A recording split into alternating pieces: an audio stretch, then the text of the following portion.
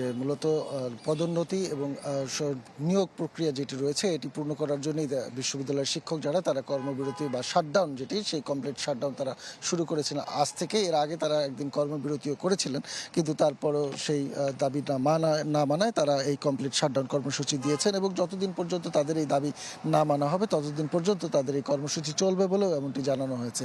এখানে যে বিষয়টি হয়েছে সেটি হচ্ছে যে বিশ্ববিদ্যালয়ের নিজস্ব যে সংবিধি রয়েছে 2015 সালের, সেই 15 সালের সংবিধি অনুযায়ী শিক্ষকরা তাদের যে পদোন্নতির নীতিমালা রয়েছে সেটি অনুযায়ী তারা পদোন্নতি চাচ্ছেন, কিন্তু 2021 সালে বিশ্ববিদ্যালয় মঞ্জুরি কমিশন যে সংবিধি দিয়েছে সেই সংবিধি অন্যান্য বিশ্ববিদ্যালয়গুলো ইতিমধ্যে বাস্তবায়ন করেছে, কিন্তু বরিশাল বিশ্ববিদ্যালয়ে সেই সংবিধি এখনও বাস্তবায়ন হয়নি।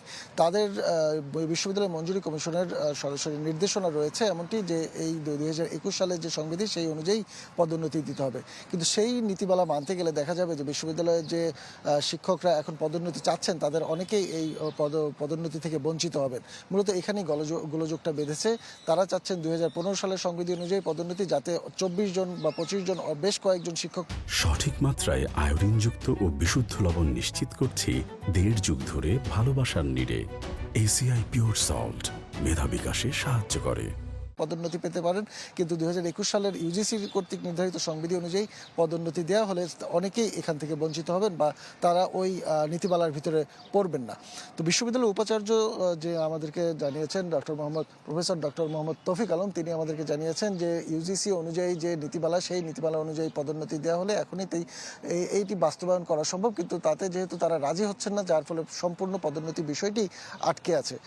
যদি ইউজিসির নীতিমালা অনুযায়ী মানা হয় তাহলে এখনই এই বিষয়টি সম্পর্কে পরবর্তী সিদ্ধান্ত নেওয়া সম্ভব, কিন্তু শিক্ষকরা যেহেতু সবাই আগের নীতিমালা চাচ্ছেন এই জন্য এই পদোন্নতি দেওয়া যাচ্ছে না এবং শিক্ষকদের সাথে মতবিরোধ সেটি দেখা দিয়েছে। এখন এখান থেকে কিভাবে নিষ্পত্তি হবে এটি আসলে একটি জটিল বিষয়, কারণ শিক্ষকরা চাচ্ছেন পুরাতন যে পদ্ধতি রয়েছে সেই পদ্ধতিতে ফিরে যেতে, আর উপাচার্য বলছেন যেহেতু বিশ্ববিদ্যালয় মঞ্জুরি কমিশন থেকে সুনির্দিষ্টভাবে তাকে চিঠি দিয়ে জানিয়ে দেওয়া হয়েছে যে নতুন বিধিমালায় পদোন্নতি কার্যক্রম চালাতে হবে। এই পরিস্থিতিতে কবে নাগাদ এই শাটডাউন কর্মসূচি উঠবে বা শিক্ষকরা তাদের কর্মসূচি থেকে ফিরে যাবে সেটি কিন্তু এখন সন্দেহজনক অবস্থায় রয়েছে, যা কিন্তু শেষ পর্যন্ত বিপদে পড়তে হচ্ছে শিক্ষার্থীদের, কারণ তাদের পরীক্ষা এবং ক্লাস দুটোই আটকে আছে। এই ছিল বরিশাল বিশ্ববিদ্যালয়ের পরিস্থিতি। রানা, আপনাকে ধন্যবাদ। বরিশাল থেকে কাউসার হোসেন রানা আমাদের সঙ্গে যুক্ত হয়েছিলেন।